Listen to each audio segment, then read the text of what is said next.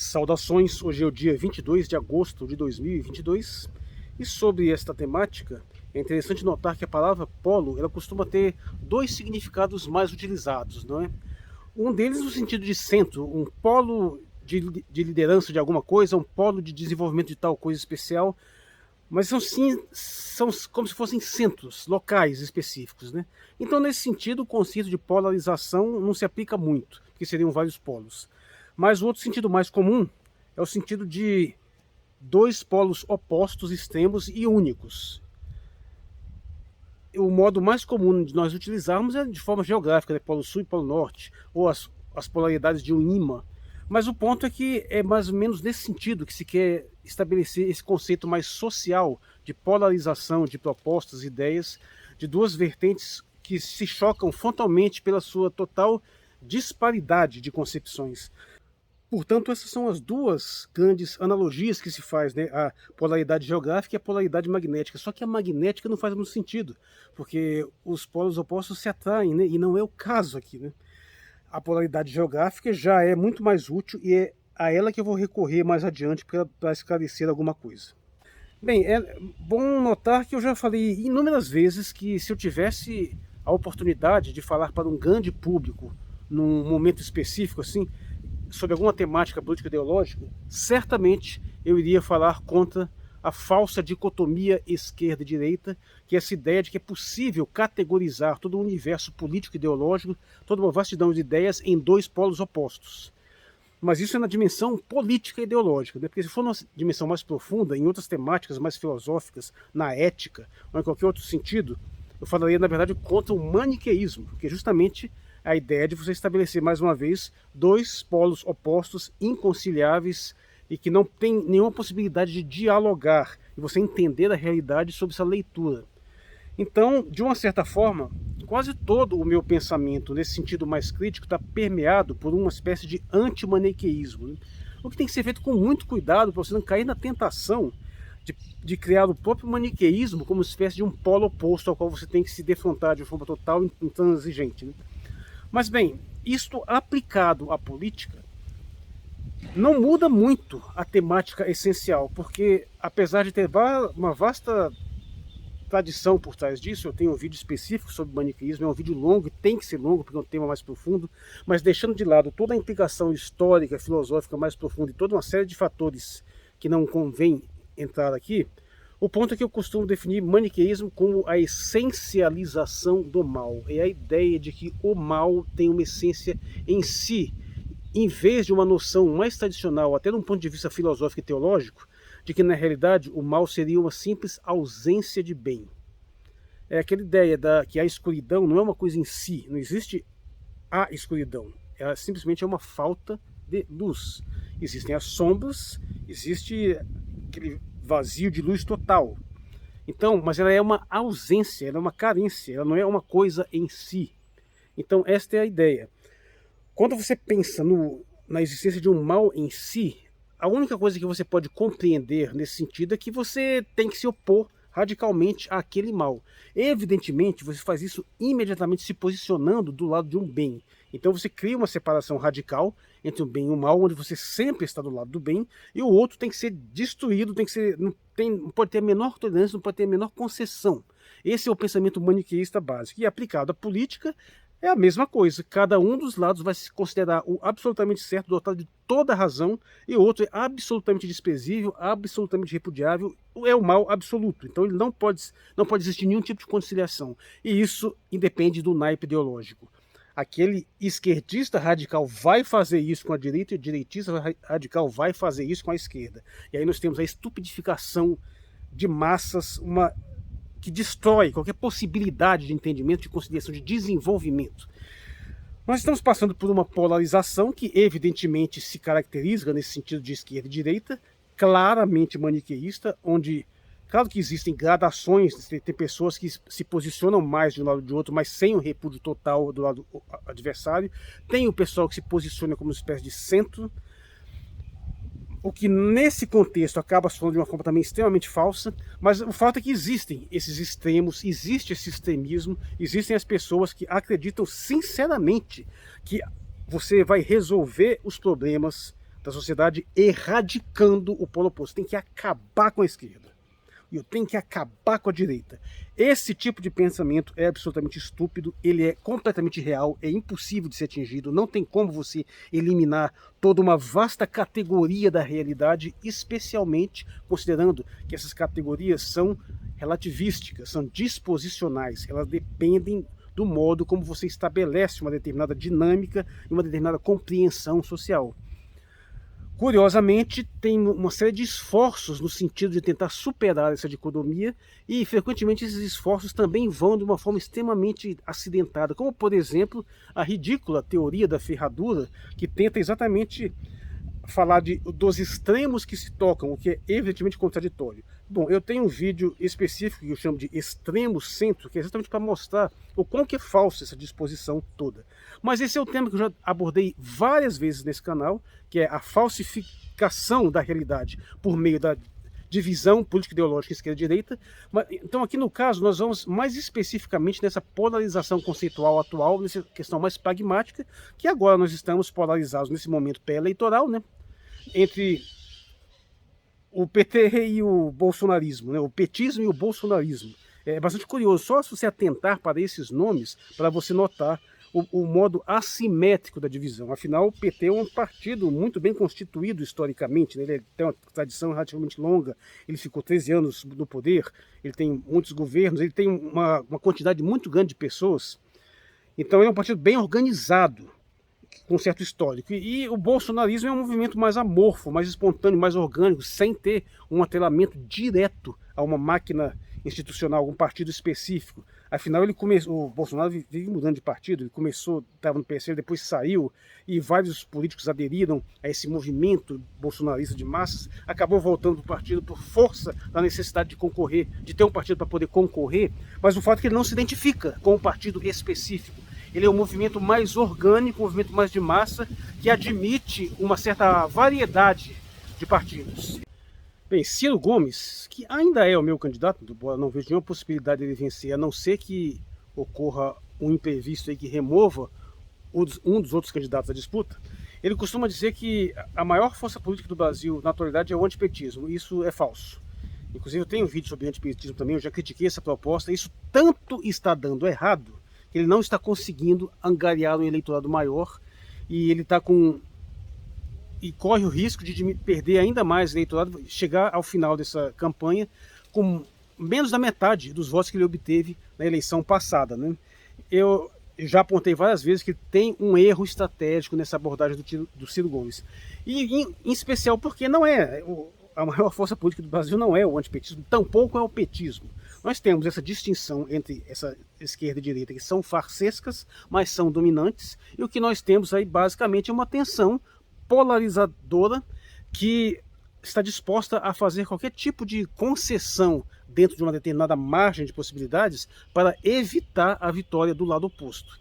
E evidentemente isso gera uma cisão, e é interessante notar que essa divisão, como eu estou sempre repetindo, serve a um propósito específico de um outro ponto que está muito bem definido, que é aquilo que, via de regra, se identifica como sendo o centro, mas na realidade não significa verdadeiramente uma síntese ou um intermediário entre os dois lados, ao menos não mais do que uma outra vertente, que, como eu sempre coloco, é aquela que está aliada aos interesses da imensa maioria da população. Para não deixar passar batido, esse é o esquema visual que eu estou sempre apregoando. Você tem, sim, existe uma direita mais bem definida, que é aquela que reúne a maior parte do conservadorismo e também do liberalismo econômico. E existe sim uma esquerda razoavelmente bem definida que reúne a maior parte desse progressismo e desse liberalismo cultural.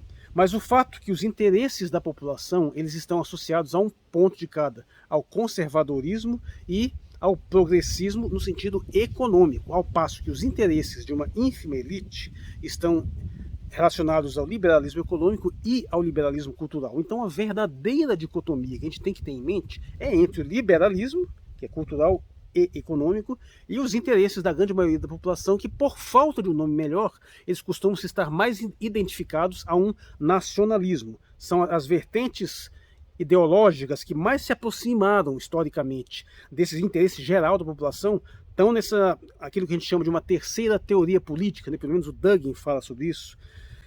Aliás, acabaram de assassinar a filha do Alexander Dugin, né? Provavelmente tendo-o como alvo.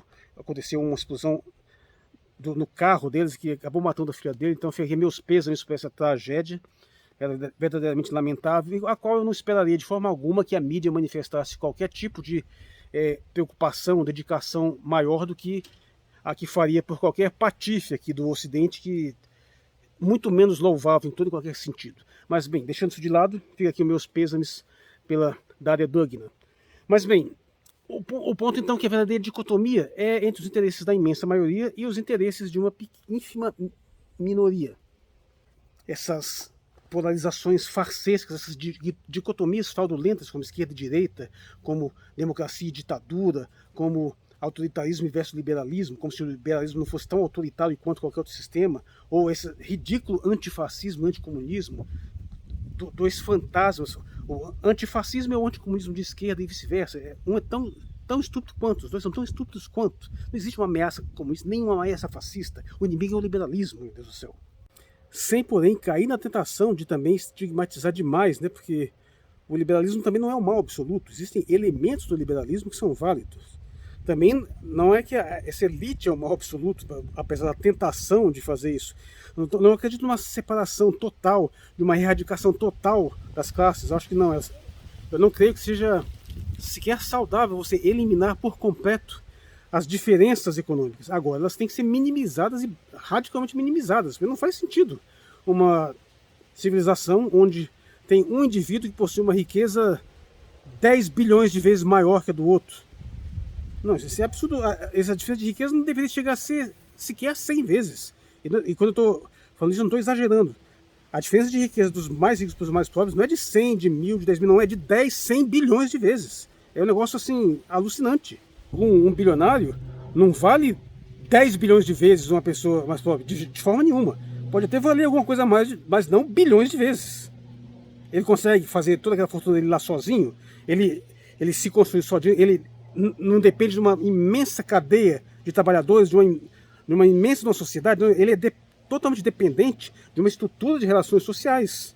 Então não é que ele vale aquilo ali tudo, ele simplesmente conseguiu se apropriar de grande parte daquilo, e é para isso que esse sistema defendido por eles funciona, para permitir essa expoliação sistemática de uma riqueza gerada pela imensa maioria da população. Pode também dispor no sentido de um soberanismo e de um globalismo. Tem outras formas de você estabelecer essa distinção. Mas o fato é que a imensa maioria das pessoas tem um viés mais tradicional, mais conservador, mais arraigado aos seus costumes, à sua mentalidade. É um viés mais populista, claro.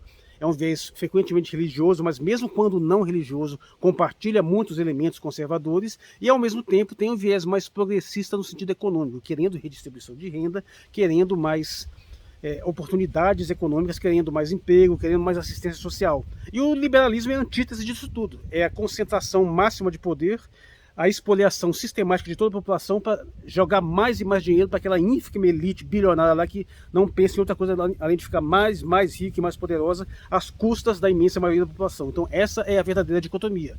E são eles que criam essa divisão farsesca entre uma esquerda e uma direita, porque eles conseguiram introjetar historicamente naquele conservadorismo, eles conseguiram introjetar os vícios do liberalismo econômico e amarrá-lo de um jeito que hoje o neoconservador realmente acredita que uma coisa é indissociável da outra quando elas são flagrantemente contraditórias, uma vez que quem mais ataca as tradições populares, as instituições religiosas, é justamente essa elite bilionária de quem se debita esse liberalismo econômico. É no interesse dela que está sendo feito, é pelas megacorporações que está sendo feito, é aquelas que têm o interesse mais específico na questão das privatizações, da desregulação de mercado, de você concentrar mais renda lá em cima, de isentar os mais ricos de impostos. É a política para a qual serve Paulo Guedes, é para quem serve o Fórum Econômico Mundial, o FMI, a OTAN, tudo esse é o lado do liberalismo econômico. Infelizmente eles conseguiram uma falsificação tal que eles geraram essa aberração chamada neoconservadorismo, que tenta conciliar o inconciliável e fica se esforçando nessa luta absolutamente inútil e totalmente fracassada de tentar defender tradições populares e tentar defender sua religiosidade ao mesmo tempo que apoia aqueles que as destroem sistematicamente. Por outro lado, e mais recentemente, especialmente a partir da década de 60, essa mesma elite econômica conseguiu infiltrar dentro da esquerda aquilo que viria a se tornar a neo-esquerda, né, que são as pautas feministas, as pautas de gênero, pautas racialistas, pautas ambientalistas, que são coisas lá que têm lá sua relevância, mas que tomaram por completo o discurso da esquerda e hoje mal fala mais no progressismo econômico direto, na questão mais sensível para os trabalhadores, para os melhores salários, e fica lá em pautas identitárias ridículas como liberação de aborto, banheiro para transgênero, não sei quantos mil gêneros, e todas essas lacrações básicas. Então esse é o resumo daquilo que eu vou estar sempre repetindo, porque é a coisa mais importante que eu tenho a dizer a nível político ideológico. Então, volta e meia eu tenho que estar voltando nesse canal, até porque às vezes vão entrando pessoas novas, né? Então é bom pegar logo essa parte.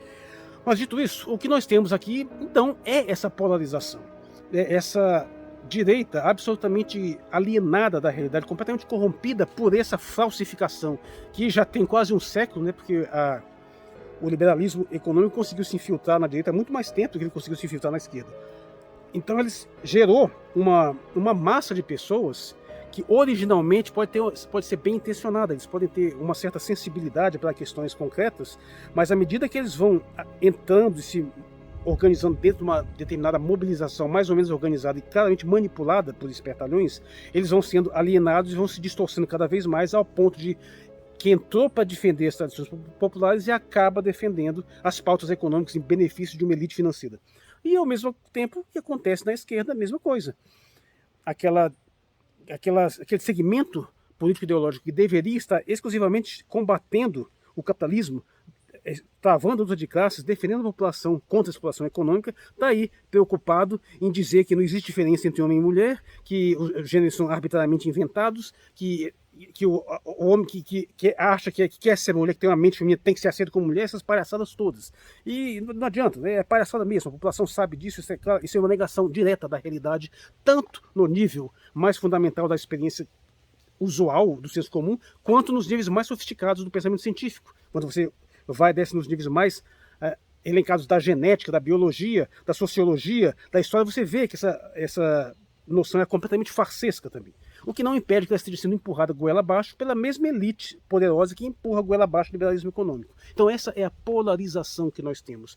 Desgraçadamente, cada um dos lados dá motivos para que o lado oposto o odeie, porque foi muito bem feita esta falsificação. Eles conseguiram colar na esquerda aquela imagem deletéria que a direita tem deles e vice-versa. Então o que acontece quando chega na massa populacional? A massa populacional que está mais alinhada à esquerda, ela está fazendo isso a favor do emprego, a favor da redistribuição de renda, de colocar controles feios no poder financeiro dos super ricos, tendo maiores oportunidades para suas famílias, para seus descendentes, tentando ter mais acesso a não só ao mercado de trabalho, mas a universidade, a saúde, essas coisas todas. É isso que ela está preocupada, mas infelizmente ela acaba tendo que subscrever numa linhagem ideológica que acaba empurrando para ela uma série de coisas que não nas interessam, como uma espécie de venda casada. E o mesmo acontece do outro lado. E aí tudo que você precisa fazer para acentuar essa polarização é mostrar apenas parte da verdade.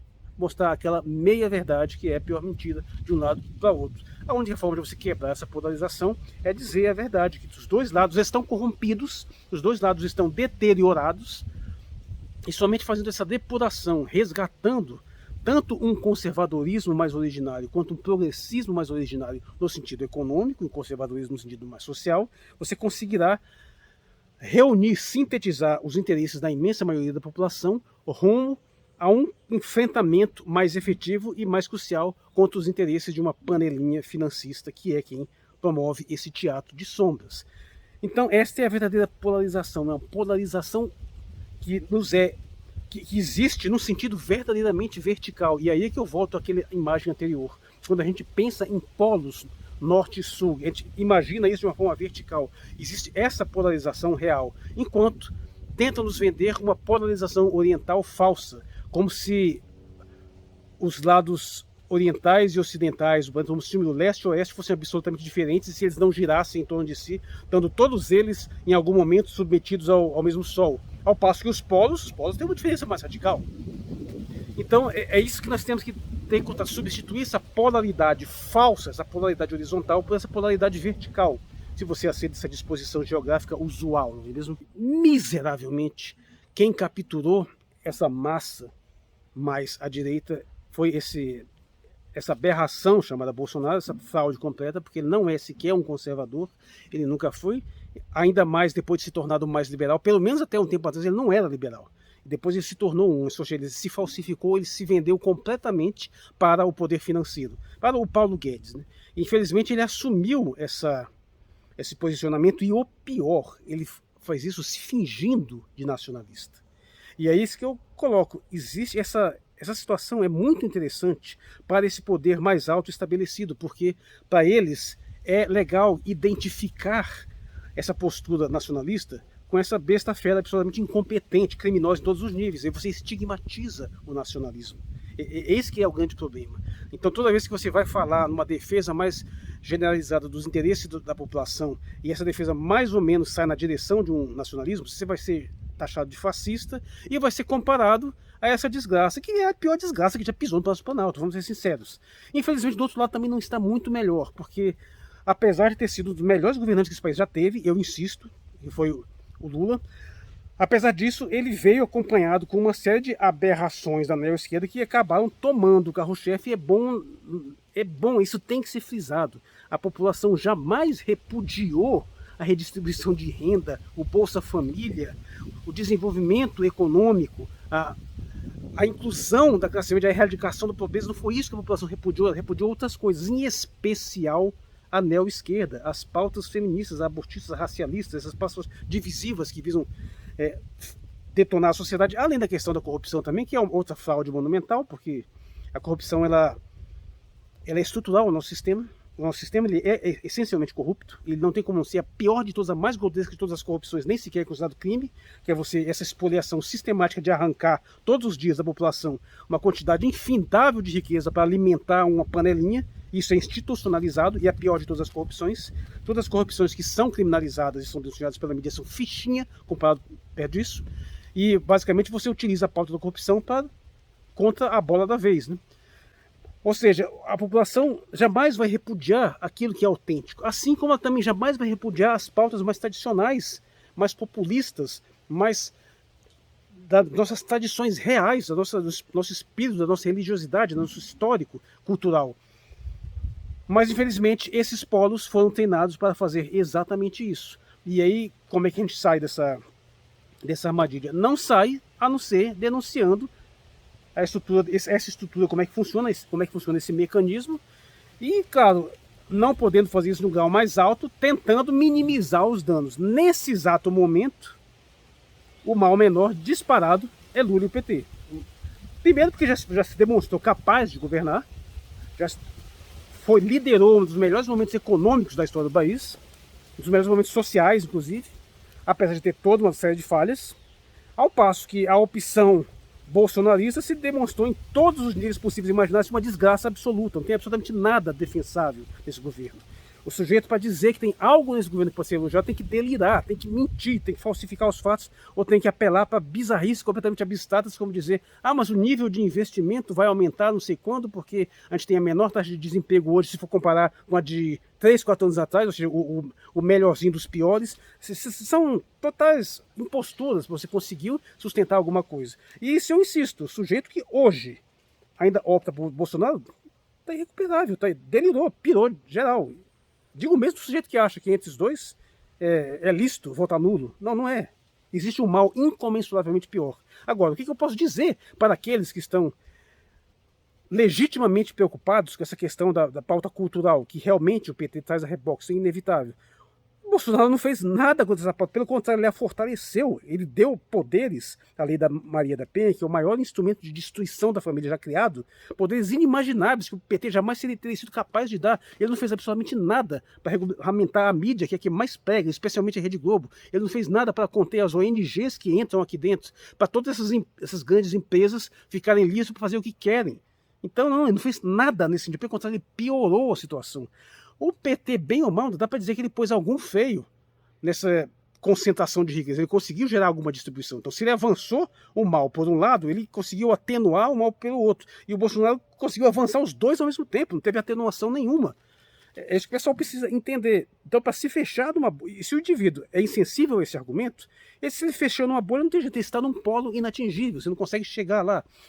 Embora não seja possível permanecer nesse polo o tempo todo, quando o indivíduo se refugia lá dentro, você não tem como alcançá-lo e trazê-lo à razoabilidade. Então, infelizmente, nesse momento, pelo menos, é uma espécie de causa perdida. Por sorte, todos os indicativos mostram que a besta-fera não vai se reeleger. E como eu já falei, é possível que haja uma escaramuça, é possível que haja, sim, uma intervenção militar que não vai ser por Bolsonaro, pelo contrário, vai ser contra, vai ser utilizando Bolsonaro como desculpa para ter essa intervenção, para deter a ameaça bolsonarista e possivelmente estabelecer um regime supostamente temporário, militar, que vai ter apoio da esquerda, vai ter apoio do PT, vai ter apoio do Lula, vai ter apoio dos Estados Unidos, vai ter apoio da grande mídia, porque afinal é contra o Bolsonaro, para depois ferrar com a gente de um outro jeito.